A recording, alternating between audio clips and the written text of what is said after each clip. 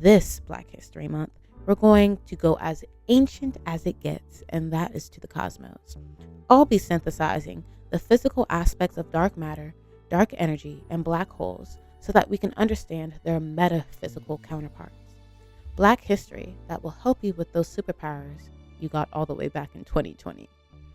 Black magic is the co-creative energy of the universe, while being the cosmological constant of existence. We know this because of the physical characteristics of dark matter and dark energy, as they make up 96% of the universe. More evidence of black magic is in black holes, which are most of the time collapsed stars or solar sun energy. In the metaphysical community, we like to call black holes the primordial womb, while we hold our primordial wombs up because they are black holes. And before you call me a TERF and that I'm bioessentialist for knowing my black womb has magical powers, during Black History Month, I proclaim that that is racist.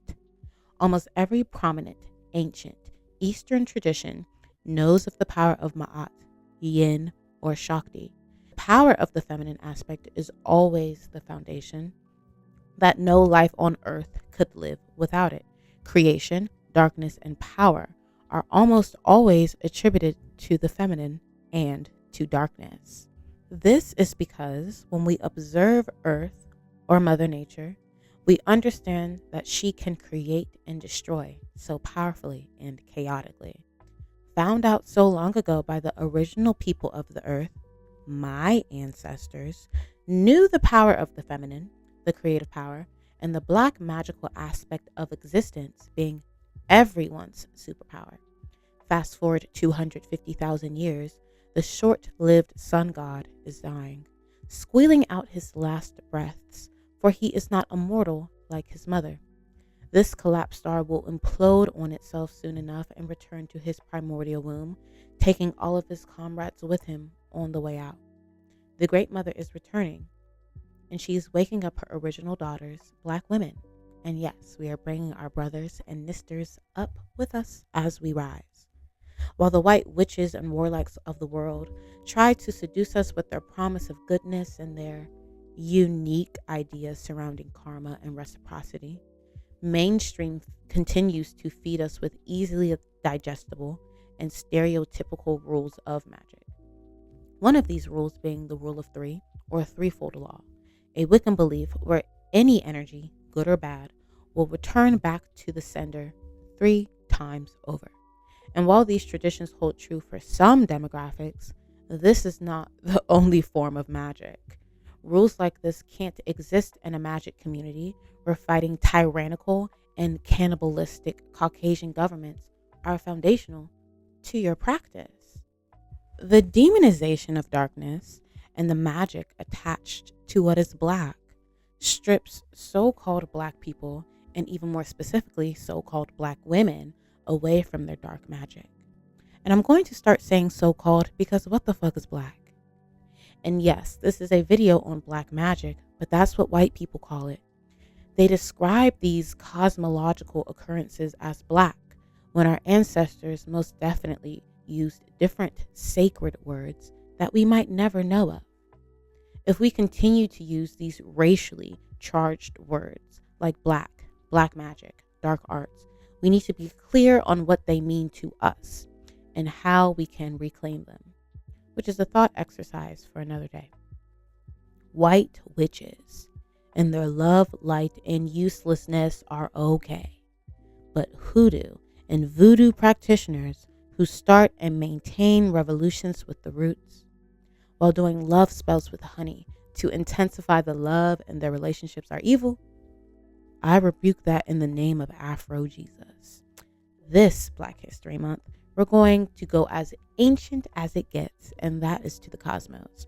I'll be synthesizing the physical aspects of dark matter, dark energy, and black holes so that we can understand their metaphysical counterparts.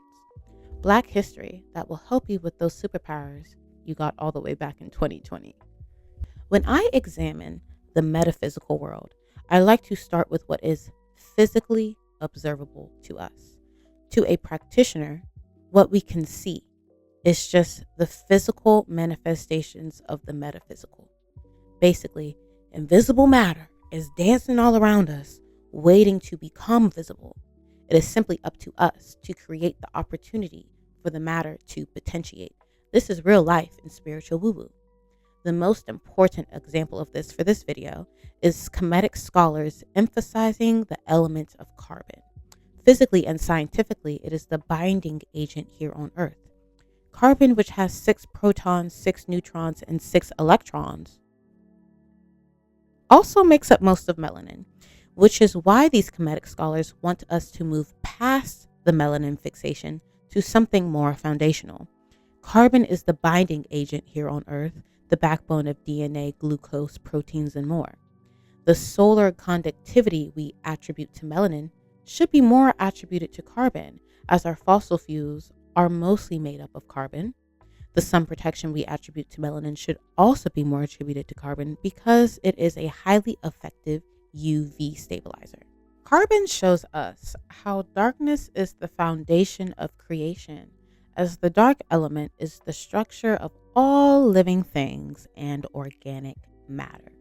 Carbon shows us the bisexuality of creation by becoming its own energy source, stimulating itself into more creation through its superconductivity and photosynthesizing abilities, an energizing system for more carbon to potentiate.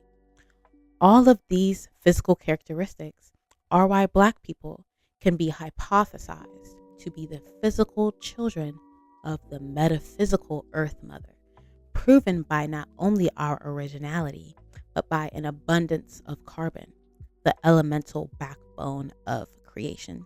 What is physically observable to us becomes our understanding of the metaphysical world. What is so cool about metaphysics is that it is only really regulated by true and scientific physical observations we can see in nature and in existence. From there, we can integrate its metaphysical characteristics from our own cultural perspectives. To have the skill effectively, you need to think of the historical and scientific view of evolution in space, the very slow and meticulous process of the universe, solar system, and Earth becoming. And by studying this, I came to understand the history of Black magic. I do want to pause here from my script and point out that this belief system requires you to not believe in Caucasian creation stories, which put Adam and Eve 6,000 years ago, when African Eve was 250,000 years ago. Homo sapiens are hypothesized to be millions of years old, evolving over these years to this 250,000 year point where African Eve becomes the mother of our human species. Creation is a slow and meticulous process. Okay? Our current understanding of human history is only about 2% of all human history, and an even smaller percent of the Earth's history, a very small, minuscule part of Earth's history. Okay, let me scroll back down. The scientific ability of creation resides initially in this vast darkness of space with endless and explosive possibilities. We are living on a rock in this vast darkness, breathing and flourishing because of the chemical compounds, matter, energy, and elements that exist already individually in space, waiting for some catastrophic event to initiate its creation into a physically and carbonically, yes, I make words up, observable and dense collective piece of matter. I'm also going to pause here and say that is deep as fuck, and it's not only physical but metaphysical.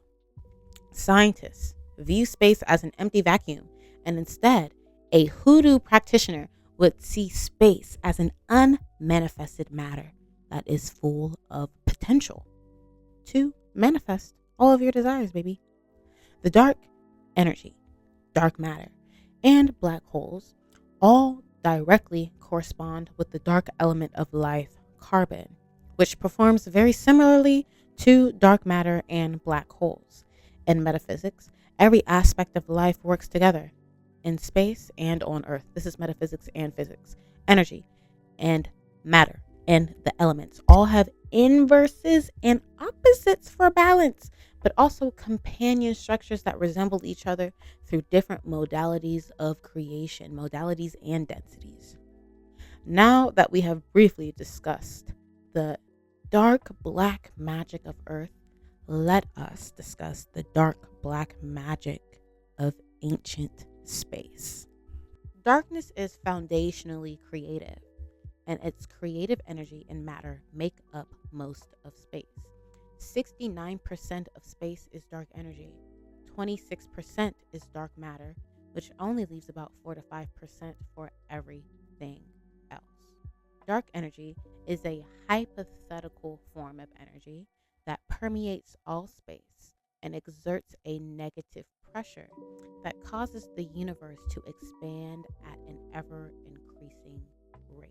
The negative pressure directly corresponds with ancient Chinese medicine. So, yin, which is the female, has negative energy, which is, you don't need to take negative as something connotatively bad. And then solar energy has a positive white light energy. You don't need to take white and positive as something good. The universe needs balances. So, you know how the universe is hypothesized to be expanding exponentially? Scientists call the force that is doing this dark energy.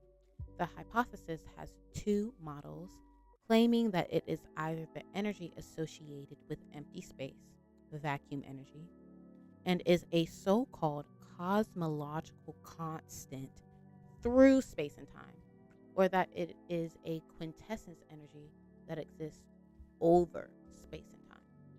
From a metaphysical perspective, dark energy is a divinely negatively charged force, powerful, chaotic, destructive, and creative, existing inside or over space and time, expanding the universe for more unmanifested matter to potentiate.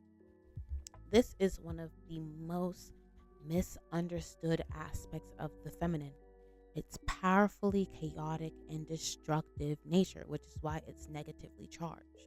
We think that the feminine aspect is always weak and vulnerable, while nature experiences the chaotic and destructive primordial power of the feminine through dark energy.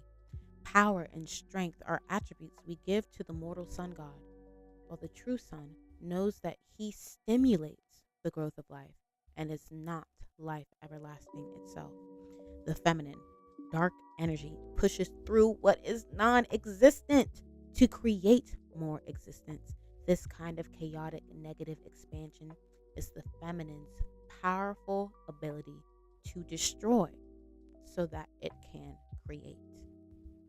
Dark matter, a term used to describe matter that can be inferred to exist from its gravitational effects, but does not emit or absorb detectable amounts of light.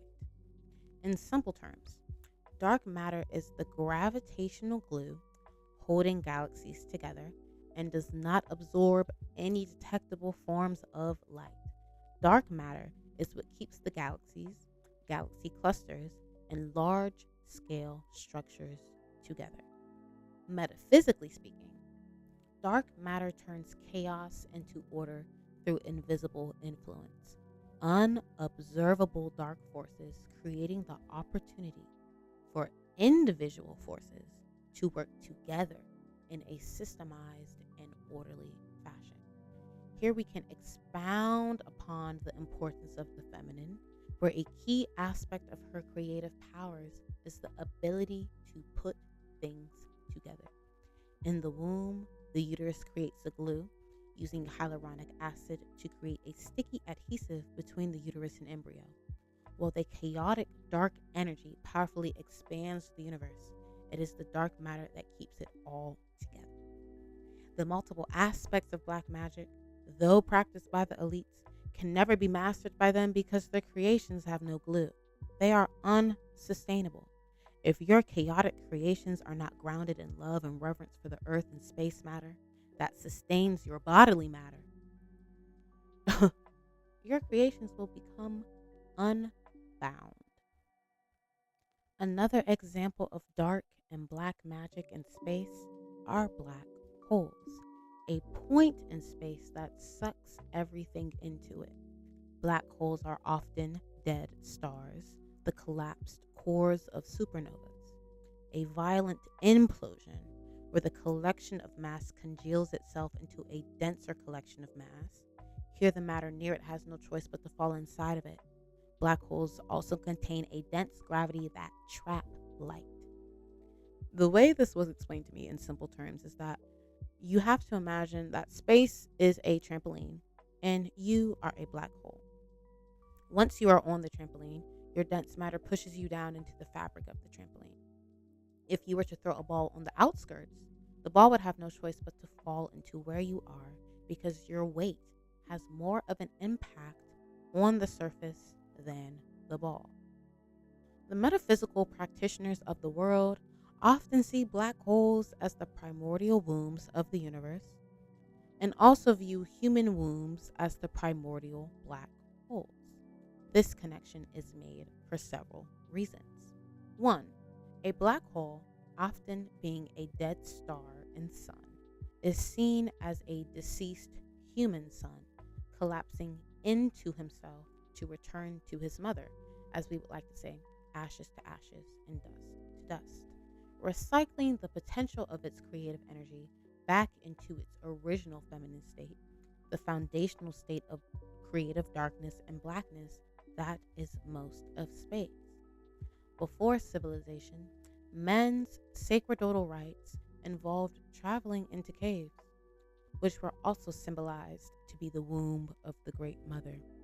Here, men returned to the feminine womb to be reborn and to connect with their sacred femininity.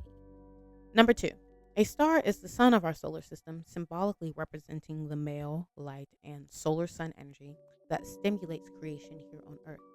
A dead star collapsing into itself is seen as a form of self-insemination, a powerful, stimulating white light energy, though dying, creates more opportunity for creation and destruction in true feminine fashion. Just as the Great Mother is also symbolized to have a phallus in some imagery, the male counterpart will always attach to its feminine origins.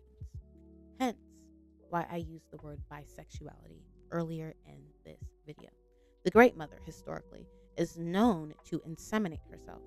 A dead star's energy stimulates the creation of its own womb, sucking in matter like an umbilical cord to enforce the never-ending loop of creating and destroying life.